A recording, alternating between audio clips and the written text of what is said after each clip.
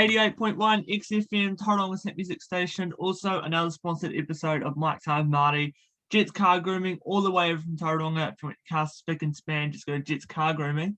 I've got a fellow podcaster. I was on his show about 2 months ago. He's from Seattle, so say hello to DinoDad. Hi, Martin. Do I call you Martin? Do I call you Marty? Mike? This is Mike time with Marty, right? Yes.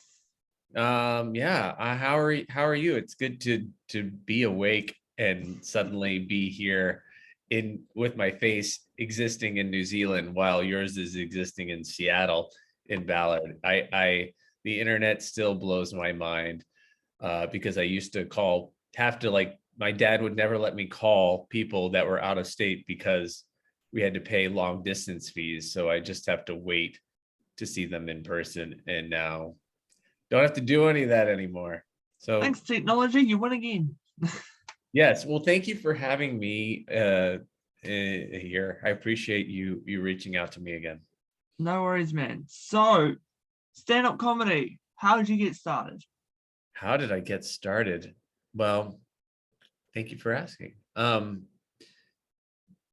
Should I give you the short answer, the medium answer, or the kind of longer answer? What would you prefer? Surprise me. Okay. Well, I'm just going to go with where I started. So, long story short, but maybe still long, is that I had like an interest in performance since I was a kid. But I always kind of not intentionally challenged authority, but I disagreed with their approach, maybe possibly due to a choice to not want to fit in or something. I don't know, but the theater crowd, at least where I grew up, seemed to have a group. Mm-hmm. And the first play I was ever really kind of in on our big stage at my high school, and the production was called New Faces, was just, people who never been in a big high school play, and then they had student directors direct different short plays. Mm. And the first play I was in, and I'd love to see an actual performance of this because I never saw one, but I performed and it was called The Disposal. Mm-hmm. And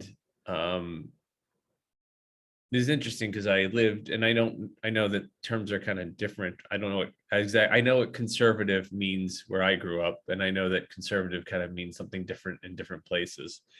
But I grew up in a very conservative city. And so the play was about 3 gentlemen who are on death row. And one was an older man that was a bit wise in trying to help another gentleman who was like a father or something, and had somehow been accused allegedly of murdering his family. And then there was my character named Archie. And Archie was a sociopath. He was homosexual. I had long hair. I don't know what I did to get this young director to choose me for this part, but she thought that I was the right person for this part. And I had a lot of lines, and I played my heart out of this character. The closest thing I could think of it to now when I reflect back is a character that was like the Joker.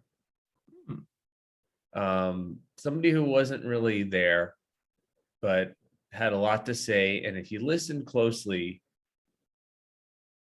you felt like there was an actual person in there. So this character was the first character I played, and very seriously, and I took it very seriously. And I always remember it. This was my first play where I got to like be in front of people and And I also recognized very quickly that I was, that through this role,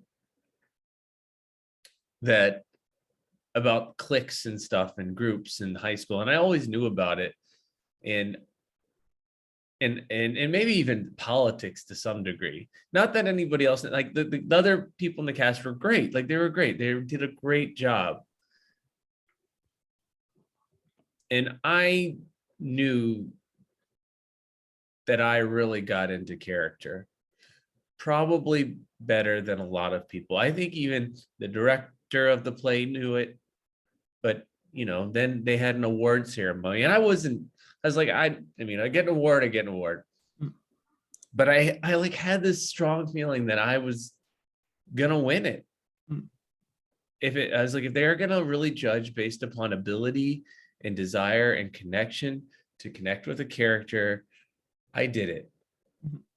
Because I was like a sociopath, and I was very worried about presenting it as a gay character, because I was worried about what that meant for a very conservative place that I grew up that did not, in my opinion, treat people who were people of color, homosexual, or any of those things fairly. I did not consider myself homosexual, but I do consider myself Jewish. And I also experienced some anti-Semitism. And I do consider myself white. So I know I get a lot of privilege in our country. So I was very worried about, like, what if somebody saw this character as gay, what that would mean to gay people, what that would mean to people who don't like gay people, and then me. But I played this character, and I didn't win the award. The guy who played the father, whatever, he ended up winning the award for like best actor. Great. He was a nice guy. I consider him popular, in my opinion. I didn't consider myself popular. And I thought, maybe there was something there, but there was not. I think he did a great job. I think that I really, like, if what is it called when an actor really gets into character? Do you know? Like a Christian Bale does. I think this is the closest I did, where he just kind of, there's a word for it, and I'm forgetting it because it's like, what time is it here? I can't even read my watch. It's like 5:30 in the morning here, so I can't remember the term. There's a type of actor, but I got really into character. So now leading down to comedy is that comedy is about being vulnerable and being honest. And it's not really about being funny. I mean, it is being funny, but it's knowing how to be funny in a way that is authentic. And if you're not going to be authentic, you have to be openly authentic that you're being inauthentic. So the audience is in on the joke, and they can be ready for it. Otherwise, they just think you're a bad comedian. And that is also something that some comedians do, is that they play up being a bad comedian so well that it's interesting over time. Getting to the point of all this. So I like improv. I did improv in Chicago. I quit because, again, I had an issue with a teacher there. Not that there was anything wrong with the teacher, but we just had different ideas about how we wanted to be funny. They thought I needed to take it more seriously, and I thought, I'm paying you, I want to have a good time. So I quit. And then I lived in Korea, and I lived there for a few years, a couple years, and I was in a comedy improv group there that was just starting. I was like, I can do this. I already know how to do it. And they were very, very welcoming and accepting, and it was fun. And I got to perform and just practice. It was just a hobby.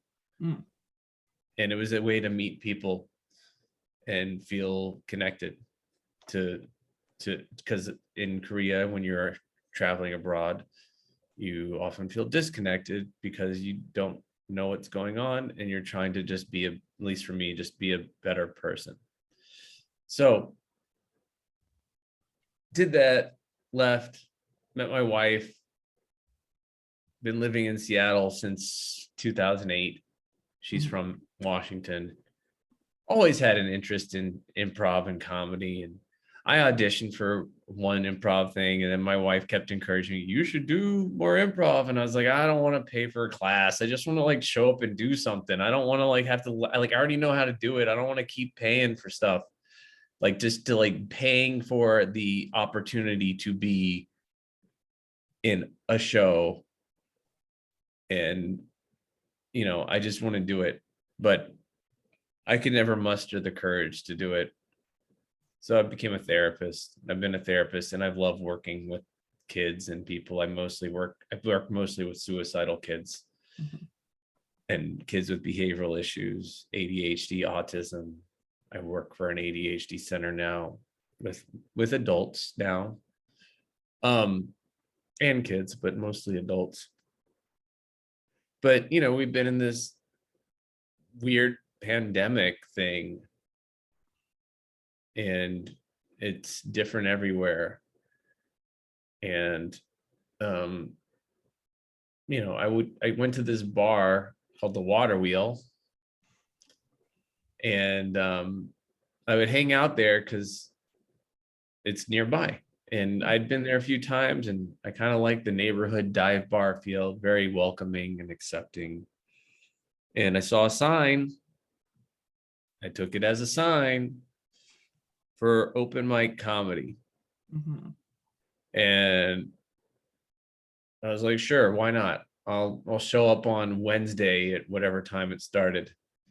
And I went, and I just didn't even think it was like, I didn't realize that professional comedians actually show up to these things. I just thought it was like kind of like high school. You just kind of show up, like it's just like an activity, like an extracurricular activity. It doesn't mean anything. It still doesn't mean anything. I mean, it does and it doesn't. Like, I get it. I see why it means something to other people. I really get it, and I see it like that. But I just looked at it as a way to feel good. And say things. Because the thing that I've watched comedians for years, and I love that they get to say things that we don't get to say on a day-to-day basis. And we get to laugh at all our troubles. And that's what makes people feel good, is that misery brings company. But when we can tamp down the misery, it's just good company, and it's good fun. It's fun to feel like you're crazy is normal. To some extent. There's crazy can go a little crazy, and but I still try to say, okay, can you see that it's getting a little crazy? And if they can see it, then I say, okay, it's okay, calm down, it's okay. Like, we all have these thoughts, they can get a little wild.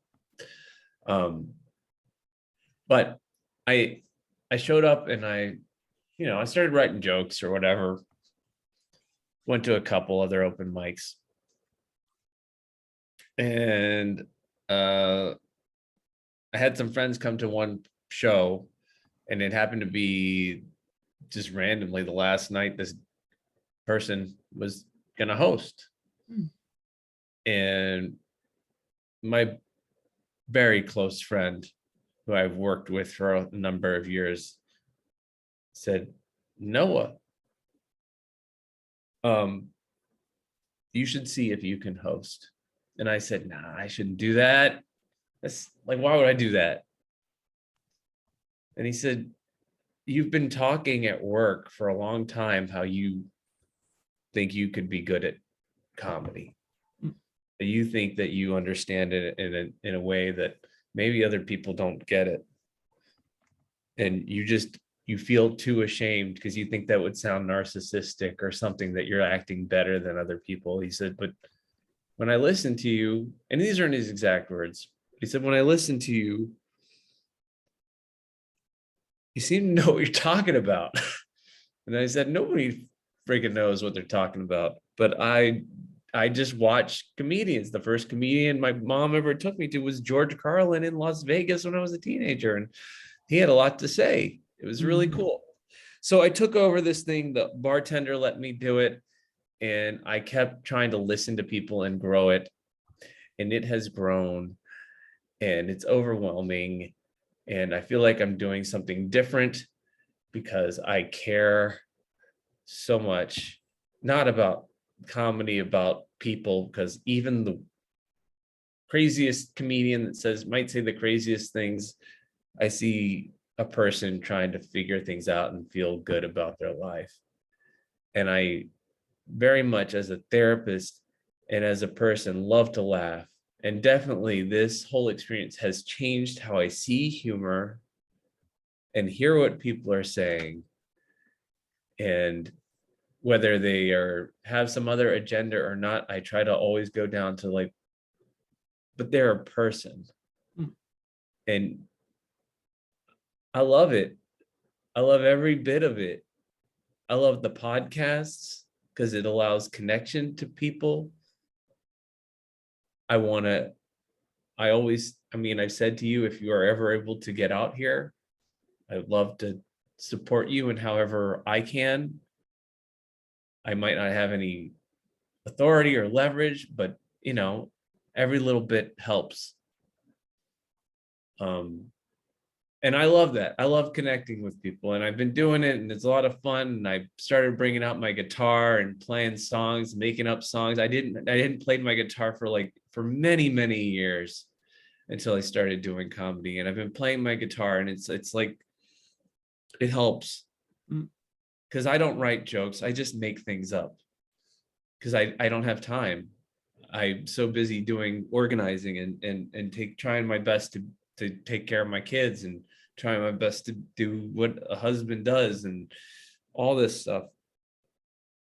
So it's I say that comedy is really just comedy plus tragedy, and all my jokes are traumedy. Can't tell it, but if you listen closely, you know that I'm talking about something else. So yeah, I do comedy now, and I host different places, and I've been doing it since August, and I got to go to an open mic in Chicago, which was very nice. And I love the community, and I want to nurture a healthy community because comedy is more fun when people are healthy. Exactly. That's what I got to say. Thank you for listening. No worries. I'm pretty much the same. I grew up doing theatre. My first production was Hairspray. What was it called? Hairspray. Hairspray. Yep. John Waters. Mm-hmm. Good stuff. Who are you? I played Fender. He was the nicest kid in town.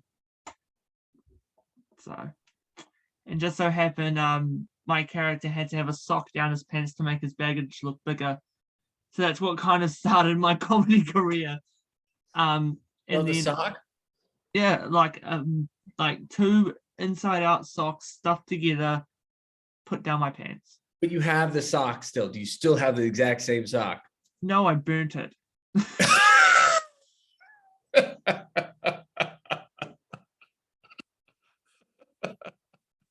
No one wants the socks that were down there. And then I went to Tauranga, did the radio school. And while I was doing that, I went to a bar. I had a few extra dollars, and I was like, you know what, I'm going to treat myself. And right outside, like you, open mic night. Yeah. I did it. My radio friends came along. Apparently, I killed it. And then I just kept going and going and going until it was my last show because I had to come back home due to COVID. Yeah. And just the atmosphere, literally everyone that came to every single one of my shows was there. We had a full house for the first time in almost probably 2 years. Yeah. Because, of course, I did radio, but people were there on that journey that I was a part of. Like, I talked about my past, I talked about what I want to do in the future, and stuff like that. And people loved it. Yeah. So, and now it's my cousin's 18th soon, and I'm planning on doing a little comedy thing there for her birthday, and just trying to find new ways to do comedy. But yeah, it's eventful. It's really fun. What has been like the hardest part for you, and what has been The three questions. What has been the hardest part? What has been the easiest part? And what is something that you're really looking forward to next? Hardest part is probably because most of mine I have like a small little piece of paper, and it's got, I don't know, politics, radio, rainy days, Oh, stuff like that. And I just improv that. As soon as I see it, I'm like, I know what I'm going to talk about. mhm. Easiest thing is apparently I can make someone laugh in the first 10 seconds. Don't know how that's possible. And then something I'm looking forward to is just, of course, continuing doing this because I love it. But I kind of want to, I don't know, maybe extend my horizons as a comedian. Uh-huh. Like, same as doing like social media. I'm a complete weirdo. Proud of it. Doing stand up hasn't really been happening that much, but I want it to come back. But maybe doing like a TV commercial or something like that, just to make people laugh. Yeah. Pretty Yeah. much it. And how come you are interested in making people laugh? Well, most people know I struggle with depression. That Yeah. like it's a part of my Cheers. life. Cheers to depression. Yes, cheers to It's never, depression. it's never, it's never gonna go away. I mean, whatever. I mean, I don't know what to say about it, but thank you for sharing. Whereas, man. And I think honestly, laughter is the best medicine.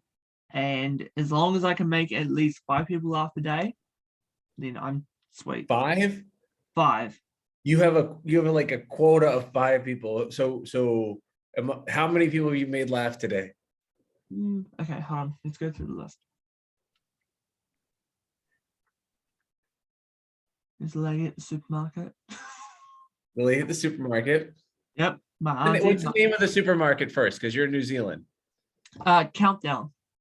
Countdown? Yep. Okay. The nearest one to me is called Safeway, just so you know. Okay, go ahead. Okay. My auntie. Your auntie. Okay, yeah. cool. And do you mind her first name? Ruth. Ooh, that's a beautiful name.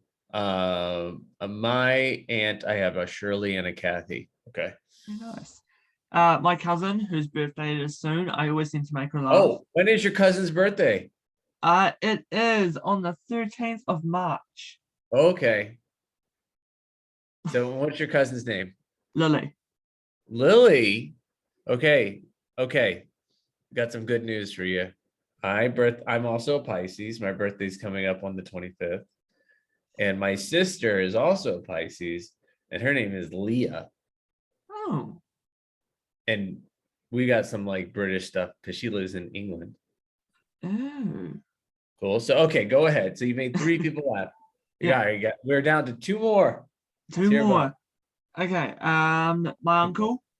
Your uncle? Okay, you've made some family members laugh. That's very nice. Mhm. They're supportive. And did your uncle also live in New Zealand? Yes, he lives at the house that I'm staying at now. Oh, cool. What is uncle's name? Richard. Richard. Okay, Uncle Richard. Cool. Yeah. All right. And I last have an Uncle Gary who's a magician, by the way. I need to interview him. I love much. magic. I know. And my Uncle Gary, he always has been doing magic for a long time. It's his thing. All right, good. Okay, so we got stuff in common here. Okay, and then what's the 5th person? The 5th person was actually a fan of mine. Oh, okay. Nice. Nice. So I went to Countdown. Yeah.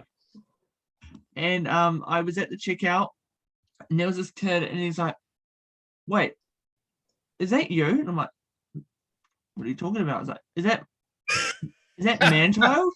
Is that Mike Time with Marty?" We go outside, and I pull down my mask. I'm like, "How's it going, dude?" He's like, "How do I know if it's you?" And I do the eyebrow. He's like, "Holy!" Isn't that wild? Yeah, and then I do a few voice impressions. I let him take a photo.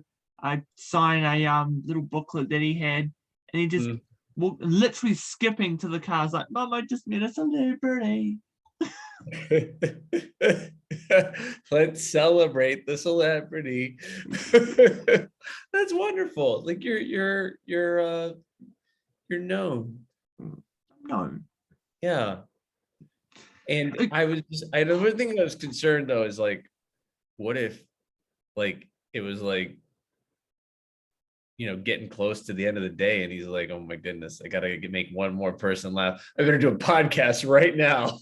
Yeah, I need a guest to laugh. But that is wonderful. Like, I mean, it feels wonderful. How do you feel about it? I matched my quota yesterday. I made 6 people, which were kind of the same, but a little bit different. But like, I get messages day in and day out saying like, oh my God, your content is amazing. Keep up the good work. Yeah. And stuff like that. And even me just doing like an eyebrow makes people laugh. Well,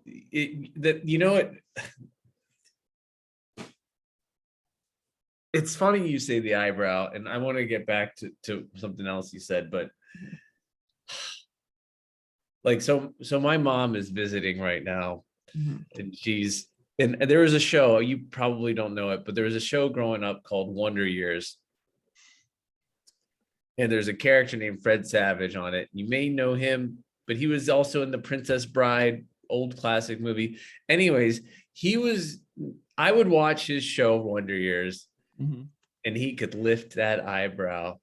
He played like the show was about a little boy you would watch his life through his eyes and all the relationships and things that he went through. And it was kind of a dramedy. And you even got to see him as a person get older. But he would always raise the eyebrow. And my mom is always like, Noah, let's see how you fail at raising that eyebrow. Come on, show everybody how you don't know how to do it. And she did this week. She's visiting, and my wife knows how to raise her eyebrow. My daughter knows how to raise her eyebrow. My son knows how to raise his eyebrow. Me, I have to go like this. And everybody's like, that's not raising your eyebrow. That's just squinting one. I said, it's still raised if you count it, but you can just do it. You can, and I love the people that can do both. Can you do both? No, kind of. Right. Oh, you're getting it. Oh, you got it. You got it. It's just a matter of thing. Okay. So I'm curious though, because this is like a serious-ish question, because I don't really understand it, and it kind of makes me feel like, is this real? And I'm not like famous or anything, but somebody told me I was famous the other day, and I was like, I'm not famous. He's like, well, you're famous like in Seattle. It's like, well, that's like saying like your doctor's famous because everybody knows your doctor. Have you been to Dr. Smith lately? Yeah. Oh, Dr. Smith at the hospital? Yeah, everybody goes. And so I was like, I'm not. And he said, well, here's the thing. DinoDad is what he said to me. I was like, okay, you can call me Noah. And he's like, I'm calling you DinoDad. So because everybody calls you Dino. I was like, who is everybody? And he said, everybody that talks about comedy and wants to get connected to something, they often talk about DinoDad. And I said, I don't hear this. And I was like, yeah, you're not part of those discussions. This is not exactly how it went. This is kind of an inference too. So just so you know, in my head, I'm thinking like whatever. But anyways, the gist of it. Yeah. And it was a good conversation, but it's still kind of an interesting feeling because I'm so still new and green in some ways. I learn, but how has it been for you? Like, when did you know, or when did you start feeling like, hey, this is something? This, like, people know me, and this person at the store, my 5th joke of the day, was a fan. It wasn't my family, it was a fan. It's like, because my first ever fan experience was actually in Tauranga. It was in a local mall, and they were like, oh my God, you're Martin O'Connor, like you're Martin Music, you're Man Child, you're Mike Tyler Marty. What the hell are you doing here? You should be in America, going on America's Got Talent and stuff. Yeah. And I'm like, no, I'm just me. Like, I'm just a person. It's like, yeah, well, we love what you do and we want to help. So, Yeah. and as soon as I met that one fan that wasn't a family member, that's when I knew I've made it. Like, of course, everyone's got those moments when they're like, oh, I just met a fan, but it's only one. That one fan changed like my whole perspective on my career. So, yeah. It's nice. Hmm. It's nice. It's hard because it's still kind of like a hustle and work, but it's, you know, it's like you cliche-ish, but you do something you love, you never work a day in your life, but you still are. I mean, but you love it. Yeah. And I don't know. Sounds, and you're young, so it's just gonna get even better. Like you're gonna see things, and you're doing the podcast, which opens up just like perspective. Like, I mean, and that's why I like, because you're giving me perspective, and I, you know, whether you get perspective or not, like, you know, you're talking to this 40, almost 41-year-old dad. Wow. And you know, I love talking to people from other places and hearing what it's like, and I also, you know, I take feedback. Even if you're not saying this is what I'm telling you to do, I'm taking feedback right now. Mm-hmm. And understanding like yeah, this can really happen. Yeah. I'm talking to a 41-year-old dad. You're talking to an almost 20-year-old man child. It's lucky you. You're man. And here's, you know, it's funny you say that. So like I said, I do therapy, and I'll talk to kids and I'll talk to adults, and Mm-hmm. some of the adults I'll say, I said, you know, that what all an adult is somebody who's too busy but really wants to play like a child. And a child is watching adults thinking, why the hell do I have to grow up and do that? That's not fun. And that's why they act so impulsively. And we try so hard to make them stop. But in actuality, I think we're pretty envious. I mean, I am. And it's hard because you just want to play. So find a way to do it, because I think you're doing it. And you're doing it the way you're getting support. Yeah. And so thank you. No worries, man.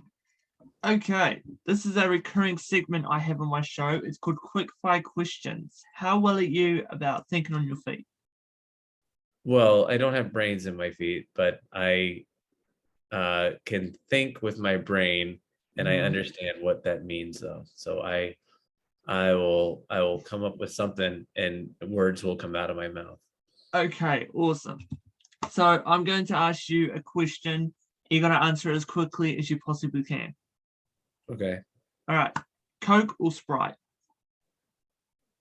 Coke. All right. Summer or winter? Summer. Sunset or sunrise? Sunrise. Okay. If you can meet one celebrity, who would it be? Mike Birbiglia. Okay. If you could get rid of one celebrity, who would it be? None of them. Good answer. Favorite genre of music? This is a tough one. I have a favorite artist. Okay, who's your favorite artist? All right. Mike Patton. Do you know who he is? I know who he is. I bet you do, because he's popular in Australia. I was just talking about this, that he actually came out with an album called Album of the Year, And it was not the album of the year in the United States, but it was the album of the year in Australia, which I'm sure filtered over. And I love him. I love his music, and not because of the fan base, but because of I love the eclectic ability to see music in a very different way, and he has the support around him, and it's not just him, it's a whole band. And even though he gets a lot of the credit, I think he knows it's everybody else. So that I would love to meet Mike Birbiglia, but I would really love to meet Mike Patton. I was just thinking comedy at the time, but both of them have this immense ability that I feel connected to. So okay. Favorite color? Green. Oh. If you could pick one celebrity who you haven't mentioned to take over your life for one day, who would it be? Take over my life for Take one over day? your life for one day, and then you take over theirs. And I take over theirs? Yep. I can see the enjoyment in your eyes. I gotta make sound because I don't want any dead space. A celebrity that I want to take over my life. Okay, I'm just gonna say Scarlett Johansson. I watched something, and I actually I've always admired her ability to deal with criticism on TV, and I feel like she handles it way better than a lot of people. And I think that I don't know if I want to take over her life because I might make it worse, but I would like to hang out with her husband, Colin Jost, and then I would like to hang out with Michael Che on Saturday Night Live because they do the news report. So if she would be okay with me doing that, I would totally raise her child for that day. Hi, Scarlett. Okay. Favorite television show? Cheers. Okay. Favorite late night show?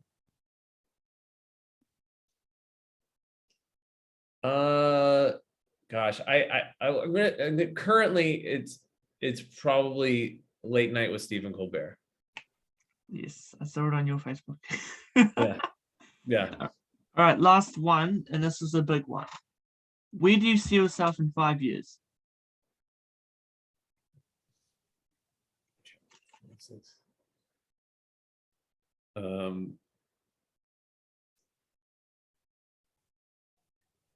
In 5 years. Okay, I have to think on this one. Okay, because I'm thinking. I'll tell you what I'm thinking as I'm saying it, and I'll just think out loud. Okay. So what I'm thinking is in 5 years, if we're starting from the 25th, if we're starting from the day, I'll be 45, but in a few days I would be 46. Okay, so and that means that my daughter would be 14 and my son would be 10 and I likely potentially still be living in Seattle. There's a chance that I might have a little place in Arizona at some point. But what I see based upon where I am at now is that I am emotionally at an equilibrium, but still finding a way to connect with people in this comedic performance realm. I don't know if it will be comedy.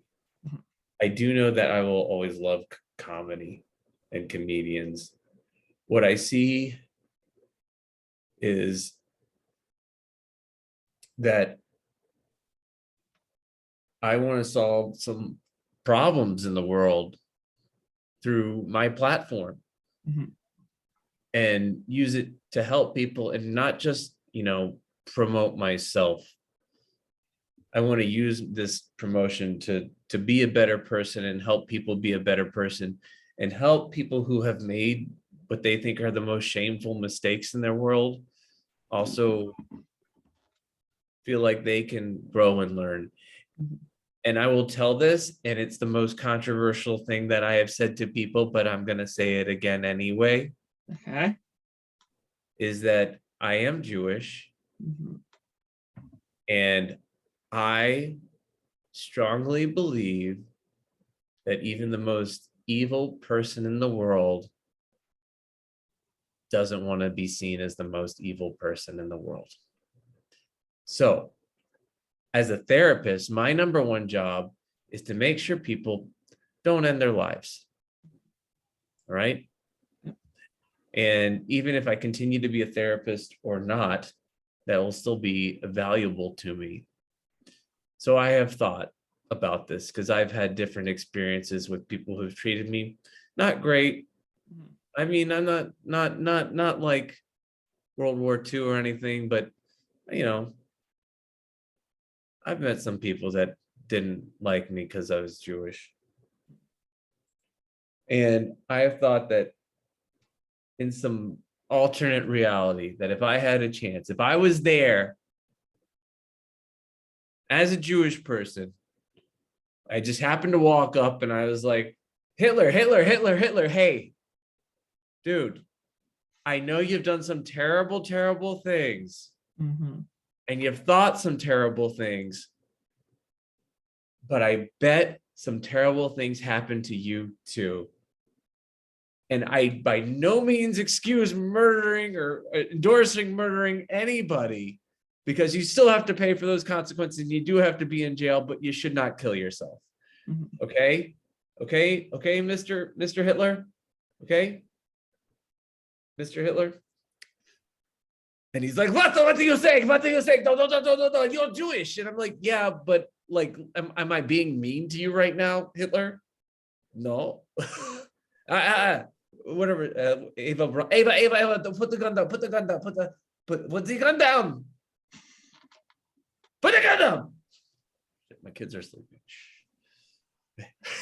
Sounds terrible if they're like upstairs. Like, why is he screaming? Put the gun down. I'm just pretending I'm talking to Hitler, kids. Anyhow, Hitler puts the gun down. He says, I listen to you. And I say, okay, you're going to get arrested right now. And I said, but I'm going to keep talking to you. Okay. Hitler goes to jail. And he's like, oh, I'm such a mess. I should have just killed myself. I'm going to be in jail. And I said, maybe, but maybe not, Hitler. Okay. You're not going to get out of jail anytime soon. Probably never. All right. But I want the world to at least do their best to try to see that you're trying to be better. And you may never get it. In fact, probably not. Probably most of the world will not see it like I see it. They're just going to hate you. All right. But you don't have to hate yourself. In fact, I have some ideas that could help you out, because I was thinking that you're an artist. You're an artist, Hitler. You made some art that was most people would consider as pretty dark and pretty scary. And, as somebody who doesn't know much about art, again, I think that you suffered some trauma and you took it out on the Jewish people. Okay. You were bullied, so bullies bully. Okay. You went pretty far to the wrong side, but let's just think about this for a second. Let's just give you a different pseudonym, because nobody's going to buy postcards from Hitler. Some people might. And we can figure that out later. But as long as you take a portion of that proceeds and donate that money to a good cause, that's helpful. And I'm telling you again, Hitler, they may not take your money, but you know that at the bare minimum, you are trying your best to be a different person. And by doing that, you're not the most evil person in the world. All right. Now, that'll be $125 for my time. And I'll see you next week. Okay. I feel a little bit better. They say, okay, Hitler, you're still got to stay in jail. You're not getting out, but I'm happy to continue talking with you if we can continue to make progress. All right. You don't have to kill yourself. And that is how I see the world. And I don't think it's a bad thing. People have told me, don't talk about this. It's very strange. And I'm like, it's my thoughts. I'm not Hitler. I just think that bad people have a chance to redeem themselves, or not even bad people, people that believe they're bad people have a chance to redeem themselves Yes, they should deal with consequences, but they shouldn't have to hate themselves so much. Mhm. Because if you continue to hate yourself, you're going to continue to do things that are unhealthy and unsafe. Well said. Thank you. No worries. And I Okay. love comedy. I love laughing. And that's why I laugh, because pain oftentimes translates for comedians into something funny. So that's my Hitler humor. Very nice. All right, Noah, here's your chance for redemption. You get to ask me some quick fire questions. You can be as difficult as you want. Oh my goodness. I didn't prepare any questions. Okay. Hey, neither have I. Okay. What's your favorite song? Fast Cars and Freedom by Rascal Flatts. Correct. Okay. What is your favorite movie? Anything with Jim Carrey, preferably Ace Ventura, Pet Detective. Why do you like Jim Carrey? He is the reason I started comedy, voice impressions, even just hearing the words, "Oh, righty then." I love it. I watched him on In Living Color when he first started. That's a Fire Marshal Bill. Yes. And I'm so glad that Larry the Cable Guy is coming back. I saw the commercial. I saw that. He's coming back, and I'm like, yeah, that was it. That's an underrated movie, and it's gonna, there's more to the story. It is. Okay. What's your favorite color? Red. How many more questions? I think I have one more. Two more? Let's do two more. Okay. What is your favorite food? Macaroni and cheese. What is your favorite thing to do that you can only do in New Zealand? Tackle a sheep. All right. Yep, chase off the sheep. I need to travel to New Zealand to do some sheep tackling. All right. Hey, get off of my U. Hey, McLeod. There's an old joke about that. All right, Noah, are you ready to play the proper game? The proper game? The proper game. Like PROPER, proper, like, okay, cool. Yeah. Proper. But this is the actual game. That was just a warm-up. Okay. Okay. So I've got these, and I am just going to ask you these questions. You're just going to answer them. Sure. Okay. Name 3 brands of chocolate. Nutella. Mm-hmm. There's Theo's chocolate, which is a Seattle-based chocolate here. It's a company. I love their salted chocolate. Okay. And let's go with Hershey's chocolate, because I like going to Hershey, Pennsylvania. Okay. I've been there since I was a kid, but they have a nice amusement park there. All right. Name 3 modes of transport. Okay. Hoverboard, Mm-hmm. because my kid has one. Okay. The light rail. Mm-hmm. And a boogie board. Okay. Name 3 canned beverages. Canned beverages. Okay. I like seltzer. I don't know the name of a brand, I guess. I like seltzer in a can. All right. I don't really drink that much beer anymore, but I used to drink a lot of Pabst Blue Ribbon. All right, and then there's one more, a canned drink. And oh my goodness, I'm gonna just name a local brewery for the heck of it.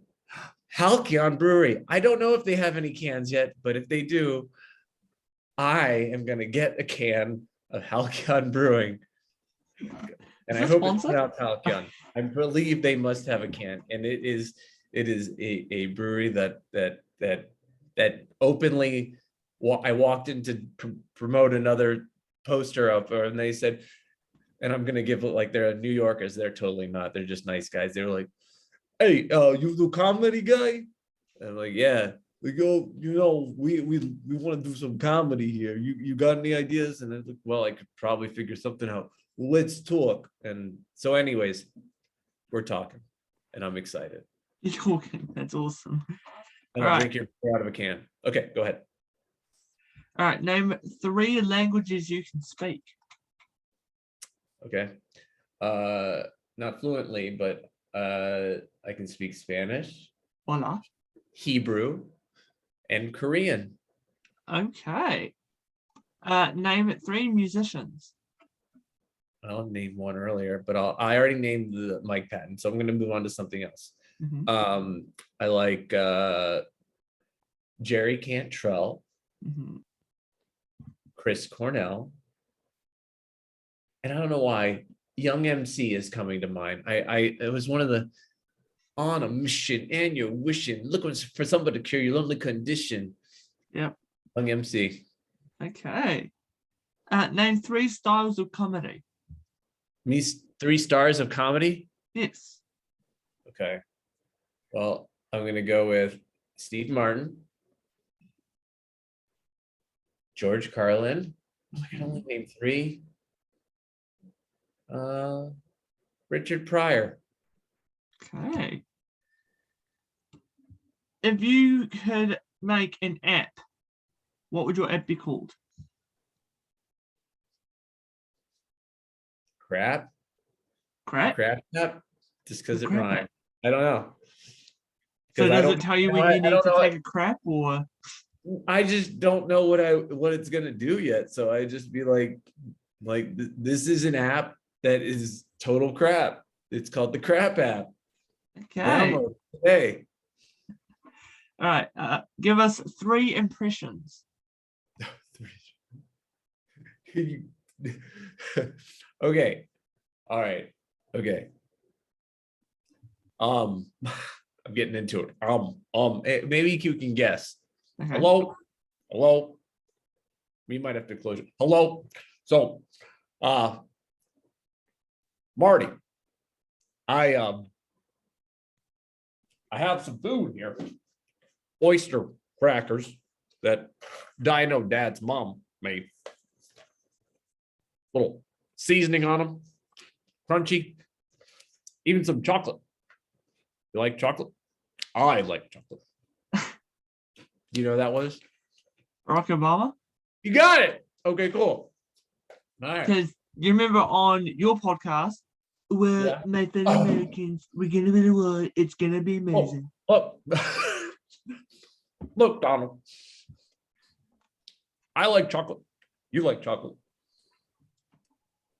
You like me because you don't like dark chocolate. But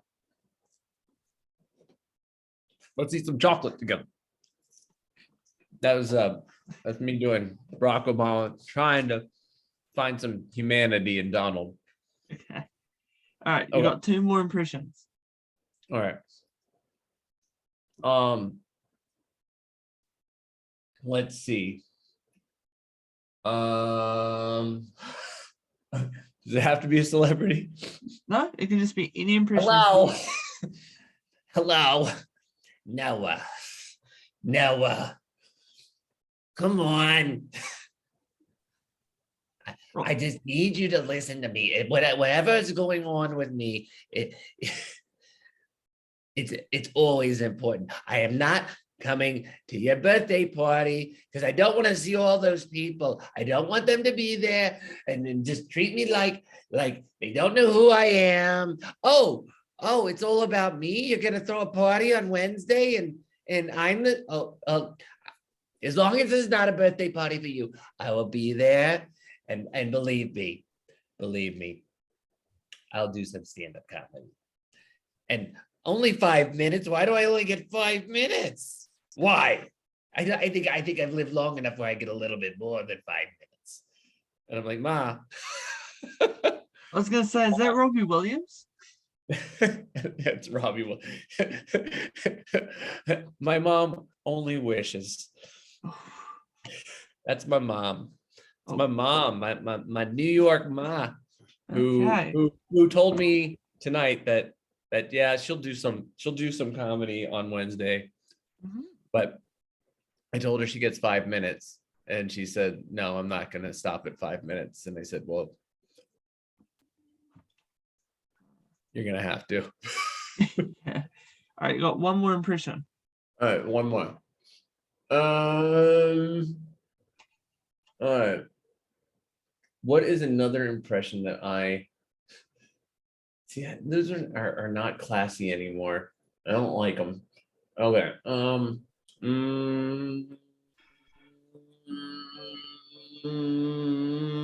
my goodness. I'm blanking on impressions. Okay, here we go. I'm trying to think of what my kids like.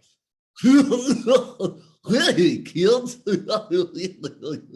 Hi. Like, am I a dog or a cow? That's it. You know that was Good old Goofy. got it. That's it. Good old Goofy. I got Barack Obama, my mother, and Goofy. The There you best go. trio in the world. I know. I should now. I have to like do like a whole like dialogue with the three of them. Hello, Goofy. Why would you talk to me, Barack? I was here first. Well, Shelley, I think that it's important to let underrepresented have a chance to talk. And you, What do you mean? My people went through the whole Holocaust, and my birthday's on 9/11. my birthday's on 9/11 too. Well, I think this is besides the point. We just need to make sure that everybody gets an equal, fair chance. The end. Bravo. I love it. That was a combination between Barack Obama, Goofy, and my mother.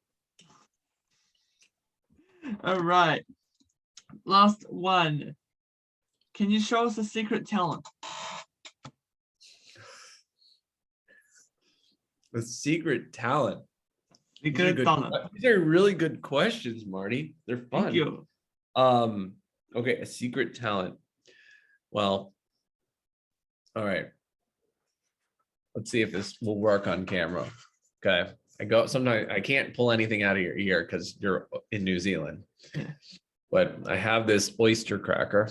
Okay. You see it? I have two hands. Okay. Now, which hand is it in? The one with the ring. Really? Oh, wow. Zoom. No. I learned that by a Korean magician. He called it the French drop. Yes. Yeah. And usually my kids figure it out because they're like, of course we're gonna go for that. All right, that's all I know. All right, cool. Well, Noah, I've been asking you a lot of questions throughout this interview. I think it's time to turn the tables a little bit. Do you have any questions for me, or do you want me to name 3 of a category or see more voice impressions? The stage is yours. All right. Well, I would like to. Why don't we start with the impressions, and then I can think of a few more questions as you go through these impressions. So, why don't you do 3 impressions? One that you're working on, one that you think you're amazing at, and one that other people want to hear more of, maybe? Okay. Does that sound like something? Yeah, okay. So, first one. I have to get into character for this one. Oh, cool. Get the glasses. No lenses. Oh, there's no lenses? Oh, cool. No, there are lenses. I was kidding. All right. Oh, okay. All right. So, I practice my voice impressions on Omegle. And there's a character I'm trying to come up with. His name is Dr. Cromwell. And he's a little bit British, isn't he? He likes spotted teas and eating fish and chips with the Queen. Yeah. Once I saw Donald Trump on the telly. Oh Lord, he was so rude. Uh-huh. Is that one? And then one that I think I'm good at. Yeah. Okay. Ooh, I think I'm very good at Stewie Griffin. Ooh, yes, hello, Brian. That one. And then I don't know why, but everyone wants, we're gonna win the world, it's gonna be amazing, and then I can tell you. And also, King Julian! Yes, hello, Mark. I want to touch the feet. I love the Stewie. I actually was thinking about Stewie when we were doing this. I like the Stewie, and I like that people in New Zealand like want to hear your Donald impersonation, because I think at least we live in a bubble and people over here are like over it. But I'm sure there are people in other parts of the country who are like you might have like a very big niche of people. I don't know if you want that niche of like maybe portions of like Texas and Arkansas.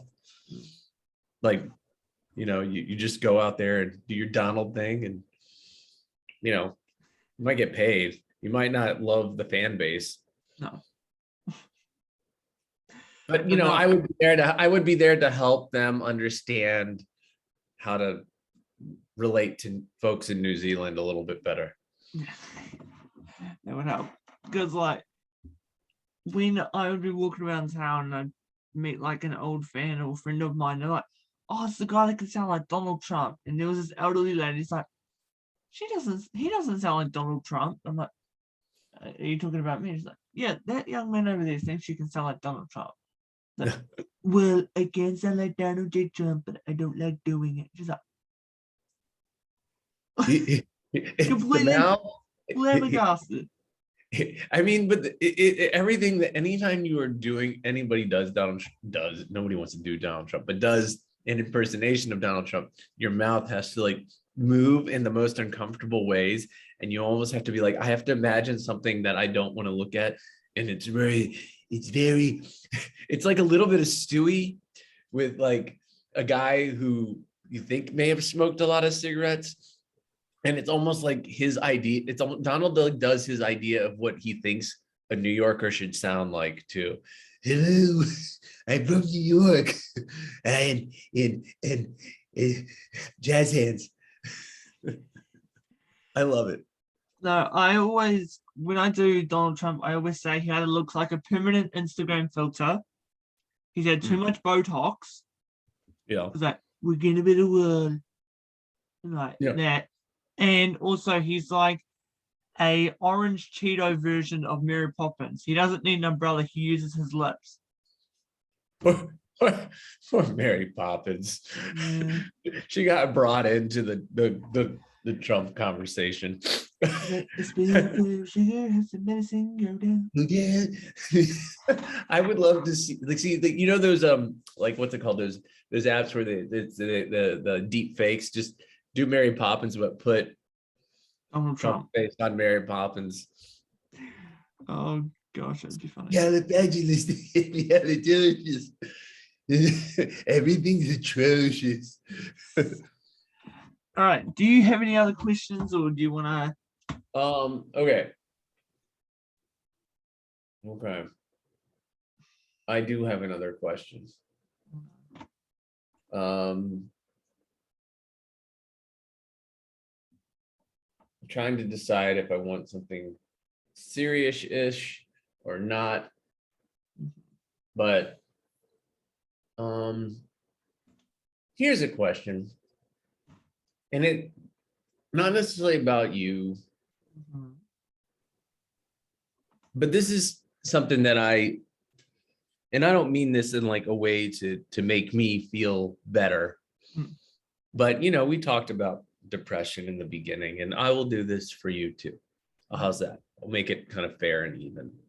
So I can't just like accept something and then not return it.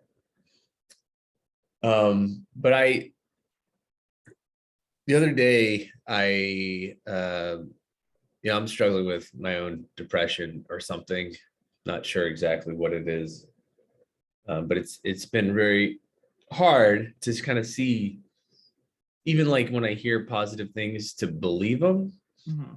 Like it just doesn't feel right, but you know it's kind of true because you're trying to be those things. But anyways, like I said, I play guitar and I have this comedy thing on Wednesday, and I asked like a bunch of my friends just to send me like 5 words or adjectives, whatever they said that can kind of describe me, and they could be silly or funny. And I know you don't know me that well, but we've had a few conversations in our time. Can you give me 5 words that you think that are, kind of describe me? Could be silly, could be serious, whatever. Yeah. Whatever you think. And then I will gladly, if you would like, do the same for you. First one I think of is role model. Like, you're a dad, you help aspiring comedians, you help people that are getting into doing podcasting like myself. Hilarious. Well, Adolf Hitler, amazing.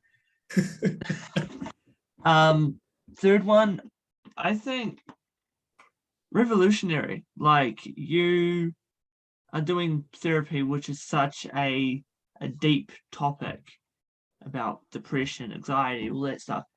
Yet on the sidelines, you're doing comedy. You're a father. You're doing social media, which is just an amazing thing. Fourth, wacky.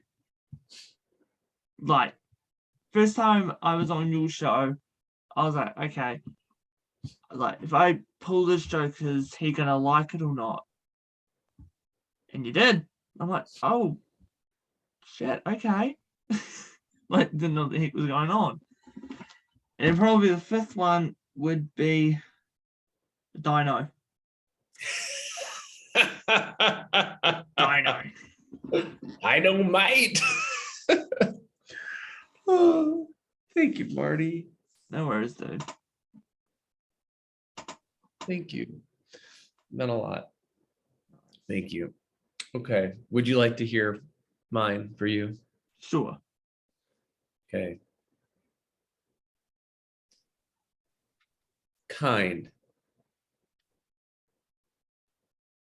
A fighter. Brave.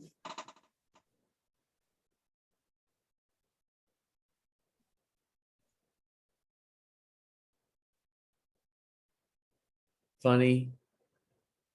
This isn't a word, but desire to grow.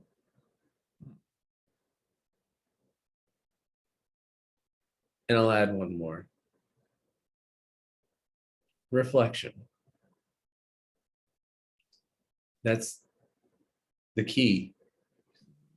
I think you have the ability to reflect, and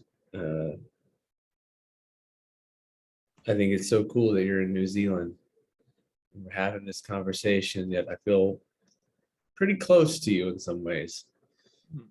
And I tell people this, that as I do this more, people reach out or text me or whatever, I'm trying to set better boundaries and say I just can't always respond, although I want to. But sometimes you'll just catch me at the right moment. It's a weird world. You caught me at the right moment, right before things might change and grow for me. So thank you. No worries, dude. Like I said, you're stuck with me whether you like it or not. I got your back. Exactly. I'm always a person that as soon as I meet you, you're part of my family, and there's no freaking way you're getting past it. So I'm almost about to cry. Like, I kind of want to, but I've done a lot of it lately. But okay.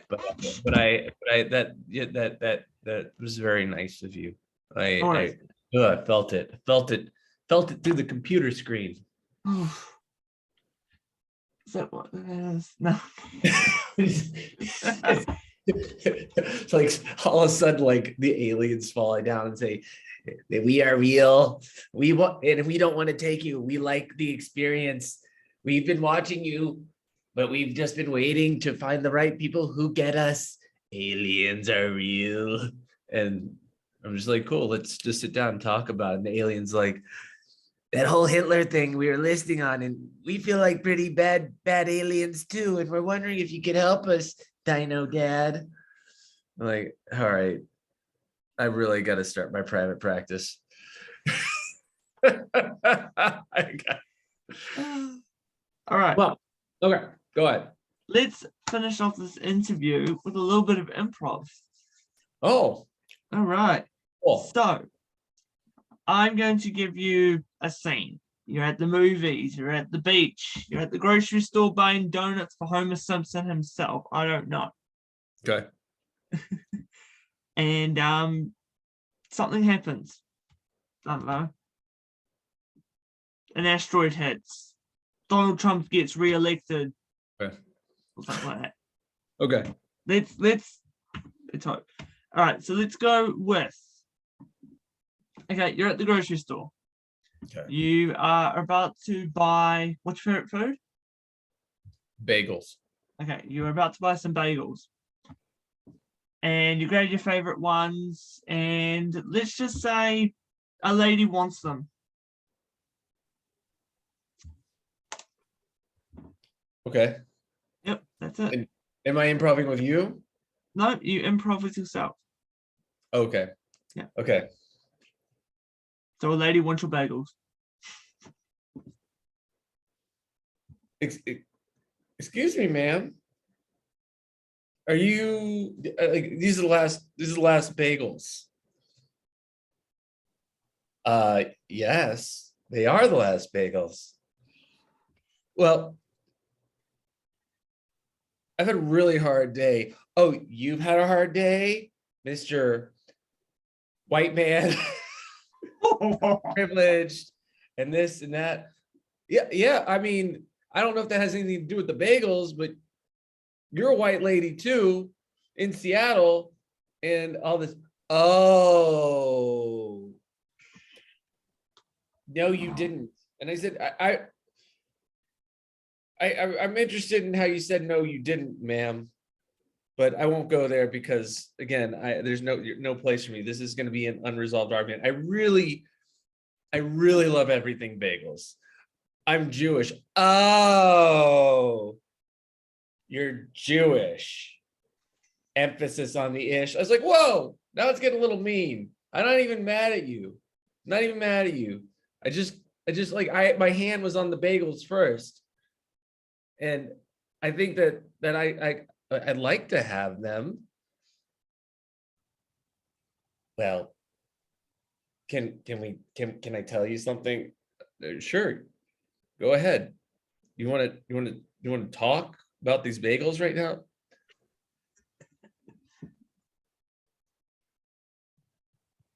I have only one schmear left. End of scene. I don't even know where I'm going. One schmear left.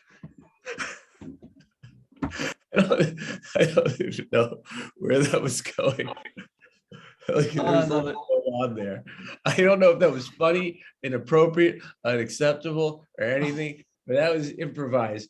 It just all came out of my mind. I was trying to make it funny, but sometimes it gets a little weird.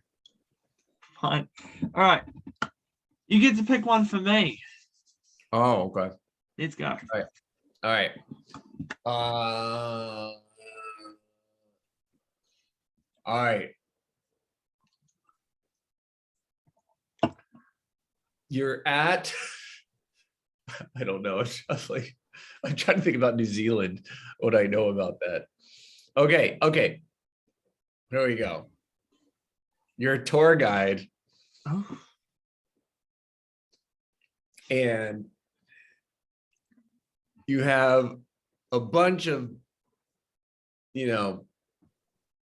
Americans from, I don't know, just American. You have a bunch of Americans there who fit the stereotype of Americans who, think that they have a right to do whatever they want and ask whatever they want and they're very much interested in hobbits. And you have to take them on a tour of, I don't know, somewhere in New Zealand, and all they want to talk about is hobbits. Okay.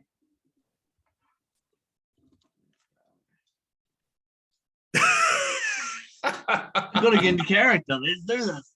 All right. All right. Welcome everyone. Thank you so much for coming. Please stand in single file line. No, single file. No, Barack. Yeah, single file. Yeah, there you go. There you go. Good job. Okay. So, I'm your tour guide. My name is Cheryl. Don't know how I came up with that name, but that's one.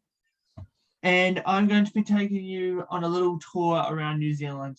Not actually, because there's oceans and I can't swim. So I'll probably just be on the other side of the road. We'll put our thumbs out and hopefully someone picks us up. But please keep your hands inside the cart at all times. There is no cart, but in my imagination there is. And let's get started. Sorry, what was that, Trump? Oh, you want to see the hobbits? Well, the hobbits are at the end. That's like the big surprise. You kind of just ruined it. Oh, okay. So am I supposed to just snap my fingers and we're there? No, this isn't Big Bang Theory. This is goddamn New Zealand. It's called walking. Oh, and also you guys need to take off your shoes. Yeah, we like to walk barefoot. Okay, cool. I'm watching you. Okay, so here we have the Wellington Monument. Okay, Trump, stop talking about the goddamn hobbits. I'm seriously, dude. Hobbits aren't everything. Anyway, so this is where I first was able to do the splits. No one cares. Good. Okay, well here are the hobbits. There. Guess what? I quit. And then I would probably go, Smulgers will happen to see Donald Trump. Thank you. My precious. Hey, do you think you could put on a wig and tell me you love me and give me a kiss? You have lips like Melania. All right. Well, Noah. That was so good. That was so good. I loved how you were staring off to the side. I just pictured like people on a bus, Barack and Trump and whomever on a bus. Barack's like minding it, doing a good job, but and listens when he's getting a little out. And hey, we're the habits. Weird thing is, I feel like they're still there. Weird thing is, while I was doing that, I was completely staring at this picture of a bird. It's got a little wig. Yeah. All right, Noah, I'm going to give you the floor. Promote yourself. Instagram, TikTok, if you have it. Let the people know what's going on. All right. So I have Instagram. I'm DinoDadComedy on Instagram. That's my personal one. I recently started a new one on Instagram called Seattle Grunge Comedy. And that's SeattleGrungeComedy.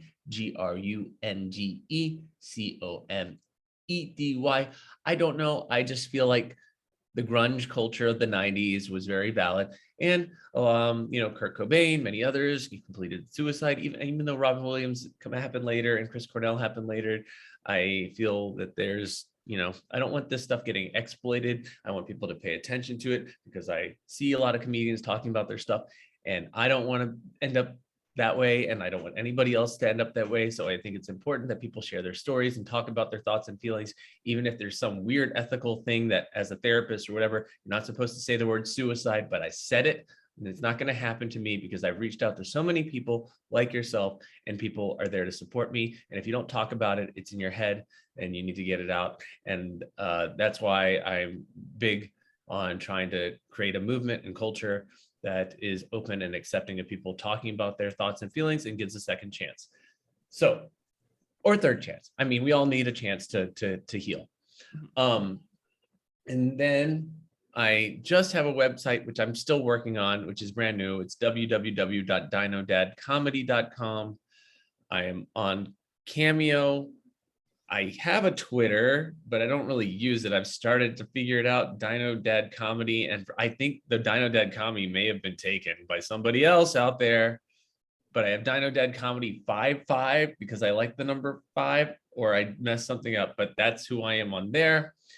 And then on Wednesday, which I guess now is tomorrow, to all you people in New Zealand that might be in Seattle and are looking for something very local to do, come to the Water Wheel Lounge for a night with DinoDad's Ma, a New York Jewish, New Jersey-ish, and just a variety. Not everybody fits those things. It was just a variety of people that I felt New York represents a lot of diversity. So let's bring in a variety of people.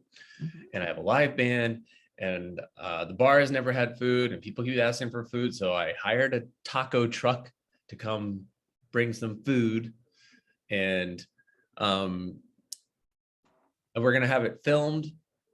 I want to make, I hope it can get edited enough to just display to the world as some kind of cool video to show what happened at this show. And then on Thursday, although it's not my production, there's a local comedian. I will share his name. His name is Jack Slattery. He's been very, very helpful and has given me so much good feedback. He and I run this place called the North Star Diner Shanghai Room. Interestingly enough, Anthony Bourdain visited there briefly. So his picture's up there. So another reference to somebody whose life ended too early. It has a very nice vibe to it. It was just a karaoke place, but I went in and just decided to muster the strength to say, "Hi, is the owner available?" Owner came up and talked to me, and he said, "Oh, you're the comedian guy. You want to do a comedy show here? You can do it every 4th Thursday." I didn't feel like I could do it all by myself. I reached out to Jack Slattery. Jack Slattery and I alternate. Jack Slattery has a show there on Thursday, the February 24th. I really hope that lots of folks come. I've been doing my best to help him promote it. He's helping me promote a show. I have another show in March there called ADHD, comedians who have ADHD, but I'm trying to figure out a good name for it. So I'm calling it ADHD comedy night or something, a night of focused distraction, maybe. But all these comedians reached out. They have ADHD, and I think that will be a lot of fun and interesting and whatever. And then, yes, the open mic will continue at the Water Wheel Lounge. I will be taking a slightly step back from that. I have featured comedians all the way up until August, and I've been fortunate enough that they are just willing to show up and do it because they get the time, and the open mic has been great. We are also doing a game show, which is, you know about these panel game shows because they're popular in like Europe and possibly in New Zealand, but you probably heard of Taskmaster, right? Yes. Okay, so this stuff's not popular here, but there's a magician named Leilando, and he does trivia at the Water Wheel Lounge, I believe, on Monday nights, but he is funny and he's kind of a comedian. He asked me to help him organize this. So we've done one game show before. We call it the Comedy Control Panel. And then he basically does like kind of like trivia questions. I think you would be perfect on it as well. But yeah, we try to get these comedians that have kind of an improv-ish style. Jack Slattery was on it before, and some other comedians were on it before, but we're doing it again. I probably will not be there for it, but Leilando's going to run it, and we have 4 local comedians, and it's just it's something different to offer. And we're going to do it at the bar, and our goal is to kind of build it a little bit more and see if we can get it further in production, because Leilando would love to bring over. He loves the idea of these panel shows because they're funny, and we don't have them here yet. And he is trying to make it into something big, and I don't see why not. And then, is there anything else? Yes, there's always going to be more because I'm trying to help folks. Last thing is that it hasn't happened yet, but like I said, there's this brewery called Halcyon Brewery, and there is oh goodness, I wish I knew his last name. I only know him by first name because that's how I put his name in my phone. But the first name is Gali, Gali. He has a big following on YouTube. He's kind of an up and coming, he has a spirit for comedy, but he's does a lot of other things. And he is very interested in kind of figuring out if he can rent out a room or if we can get a space for him. The Halcyon Brewing is offering this as a space, and we want to make it into another kind of venue. And I don't know. It's just been cool. It seems like if you find a place that has the space and they are open to you figuring it out, that doesn't cost them a lot of money, but can increase their revenue, and you're just open to doing something like that, then a lot of places are open to it if you kind of provide that. I don't know. I just feel like I'm positive and supportive and take feedback. And I think that's what people want. And lastly, I've learned this because I never really felt like a leader, and people kind of start treating me like that. And one of my best friends who knows that I've been kind of struggling with these overwhelming feelings. And I was like, I was like, I'm not a leader. And he said, well, you are.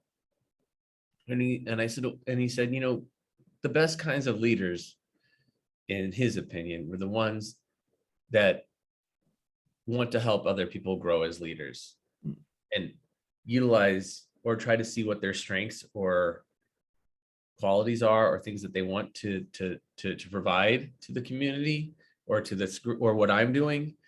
And you take, and it's having a lot of empathy and taking feedback and having humility. And he said, I think you have those things, Noah. And I have another local comedian here, and I asked him, because I really wanted his help, because I think he's a nice guy. His name is, I don't care, I think he cares. His name is Nicholson Vanunu. He's just a nice guy who kind of had the same feeling about the open mic, is just showing up. And he's like, well, we'll see what happens, but knows a lot about comedy. But I asked him, what are you good at, Nicholson? What do you like to do? And he said, I don't know. I'm not really good at much. And I said, well, tell me what you're good at. What do you like to do? And he's like, well, I'm a good driver. And I said, everybody needs a driver. And in these days, you know, we got Uber and all this stuff, but what if we knew the driver? What if I said, I hooked you up to potentially drive comedians around or drive me around or whatever when I need to? I was like, we'll pay you, but it's much nicer to pay somebody, you know, and we can work out a way to make it fair for you. And so we're working it out to him to be like the comedian's driver when they need to get from A to B, who come into town. And I think it's a really nice idea. And he likes to talk to comedians, and he's a good person. And, you know, he wants to learn. So anyhow, I just think of these things as a way to build community and help people out. So I don't know. I'm just promoting how I want to continue to help people. I want to solve the world's problems as best I can, and try to just, you know, be kind and let people know. And I want people to let me know when they think I'm not being kind, so I can be reasonable. That's it. Thank you so much, Marty. You're a good person. Thank you. I would promote myself, but I've got way too much, and people would probably go, wait, is he speaking native tongue, or is it like his actual social media? Why don't you give me just like one thing that you want to promote, because I like hearing about it. I think the main one's just Cameo. I've made one. I forgot about that. Cameo is fun. Weird. That's been fun. I didn't even mention that. I only, so 2 of them have just been like friends, like that were like, or 3 of them were just friends that had different things going on. And then one was just like a random person who's like my girlfriend and doesn't believe dinosaurs are real.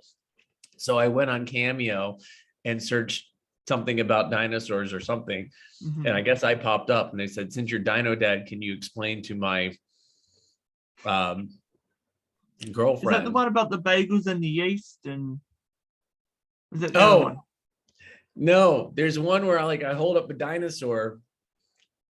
I don't know. Can you post it with your stuff? I don't know if I can send it to you. I just did this whole thing about dinosaurs, and I had a puppet, and then I just talked about whatever, and then I added music to it to make it fun. I was like, I'm gonna make this special. It's my first big one, so I made it fun. I don't know, and I figure if I get more of them, I want to keep making them fun. It's just hard when they're like the 24-hour ones. Like, you have 24 hours to do this. I'm like, oh, gotta do this fast. But yeah, I think the main one that I want to start promoting is Cameo, which is like, it's been my dream to be on that app. And So, yeah. Well, I tried to get into some of the New Zealand groups, but they weren't very accepting of me, which I was surprised because they're New Zealand. They're like, I just pictured them in their accent. No, you're from Seattle. You don't know anything about New Zealand. We're not here to promote. This is about Kiwis and maybe some marsupials that live over here, but this is not about comedy or cameos. Although we see you are trying to promote Mike Time with Marty, who is a New Zealander. And I said, yes, yes. So even if it got up there for 5 minutes in the page, it was there for 5 minutes and maybe somebody saw it. And all I can keep doing it, you know, but we'll get your cameo going. We'll get you cameo. And you got to interview my other friend who's out there because he'll promote your stuff for sure. Oh, yeah, totally, man. Oh, well, thank you. No worries, Noah. What are you doing for the rest of the morning? What time is it? Well, it's almost 7 a.m. Oh, it's and 3 a.m. here. I have a full day ahead with my family, Mhm. and I think it's going to be fine because I'm actually in a pretty good mood, and I'll be tired. It'll be okay because I will have a good night's rest tonight so I can be really refreshed for the comedy show tomorrow. And you know, I love my kids. They're wonderful, and my daughter's done comedy, and she did actually an open mic that allows kids, and here's the trick. If you're ever teaching a kid how to do comedy and their parents are open to it, you tell the kid, just get up there and ask your parent to be with you. And you just name everything you don't like about your parent. And if your parent's okay with it, they will laugh and everyone will. And my daughter went up there and she roasted me. And I told her, then have one joke to end it with. Because when you get that light, you got to end it on a joke. Exactly. And she told a joke that she's known for years, and that's how she ended it. And she was amazing. She's got some talent, and my son does too. And they're just way better at me than anything that I did as a kid. And so I'm just like, everything's gonna be fine for them. They're cool. So I don't know. I'm just gonna hang out with them and my mom. And I think my mom's just gonna take my daughter shopping, which they spent the day at a thrift store. They spent like 4 hours at a thrift store today. And I hate going to shopping, particularly with my mom, because I end up not leaving, but apparently that was okay with both of them. And I said, great, go all day, have fun. Awesome. Yeah, a thrift store. They came back with like glue and pots and pans and a, I don't know, a blending thing. My daughter apparently is gonna make breakfast today. Great grandma, I'm glad that you have the patience to teach my daughter how to do these things, because I do not. So I can just see my daughter starting her own talk show, like, and saying, hello, I'm going to insult my dad while I cook food. Who doesn't like to insult their parent while making a quiche?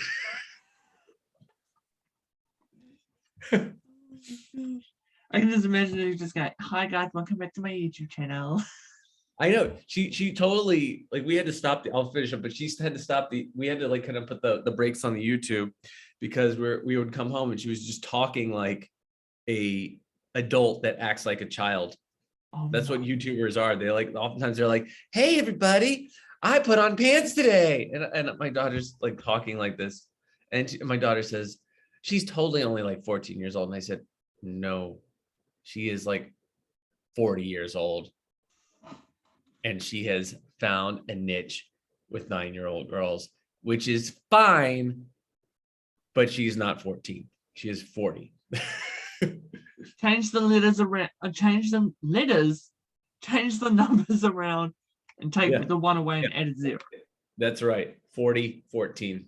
You know, and maybe she said I'm 40 years old. And my daughter heard 14. I was like, no, she said she's 40 years old. It just said 40. She has a lisp, darling. She has a lisp. She has a lisp. Cool. All right. Well, I said my stuff. Oh, How we do this now? okay. Do we sing out? Do we play a song? Do we Basically, I'm just gonna say, Noah, thank you so much for taking your time. Good luck for tomorrow. I hope everything goes well for you. Yeah. Don't be a stranger. If there's Yeah. anyone in Seattle that wants me on their show or anything like that, I'm more than happy to. I'm happy to help you out. And I should tell you, I'll just promote one more thing. I know you do virtual mics, and I'll just say there's a name named Danny Detchi. He was actually a comedian. Have you heard of him?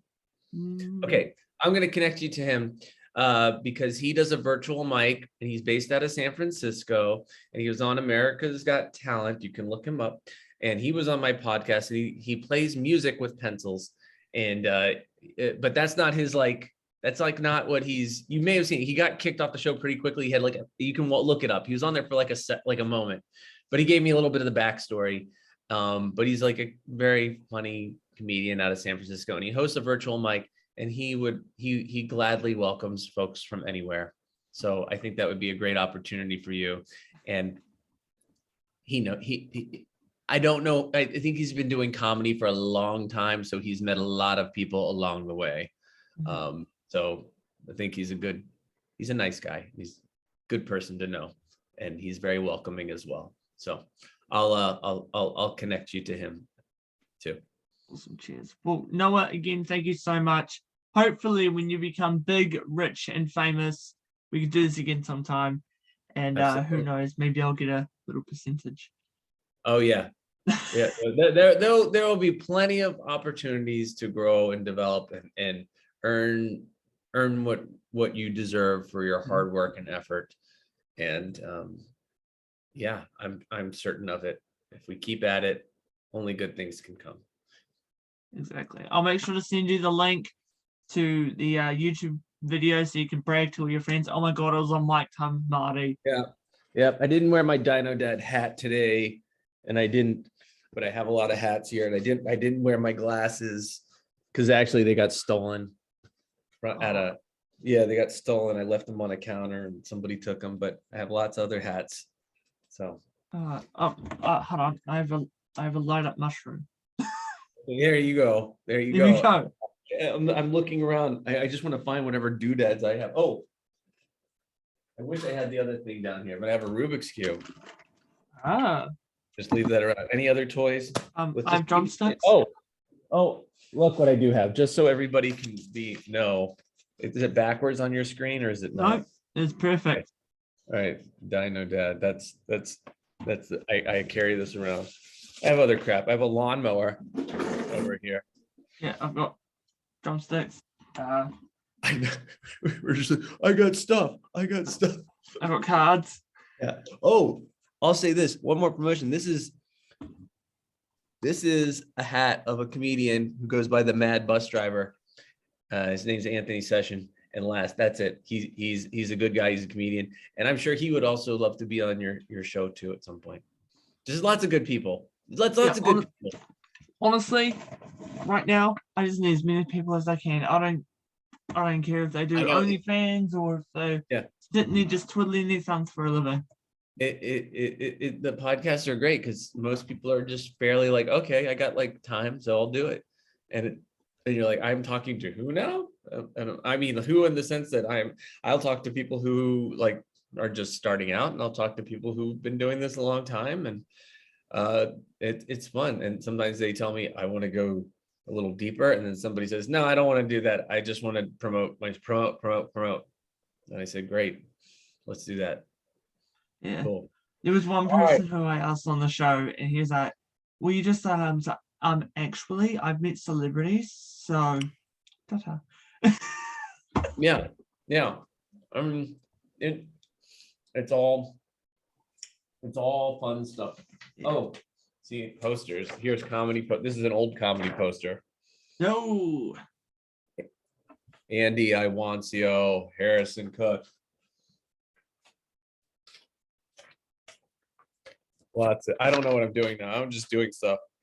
No worries. Yeah, so we're done. I know we're done. I'm just like more stuff. I'm eating food. I'm more comedy, like stuff. There's a QR code for an old show. Comedy Cave.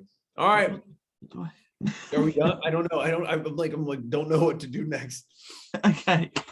Noah, again, thank you. Good luck with everything. Yeah. Let me know if there's anything that I can do to help out. If you have any friends that are in your pocket that you want to throw at me to be on Yeah. the show or anything like Totally. that, I will do the same for you. I'm pretty sure there'll be Absolutely. Yeah. heaps of Yeah. New Zealanders that would love to be on your show. Oh, cool. I'd love to talk to more people from New Zealand and here. Definitely. That would be so much fun. It's fun to like talk. This is fun. Yeah. Cross-cultural, intercultural. Yeah. And that just makes me want to branch out to other places as well in the world. Totally. Cool. Well, we'll talk more. And yeah, I'll send you some information after we cut the. Yeah. All right. Well, this has been the interview with DinoDad / Noah. Thanks so much for tuning in. Until next time, see ya.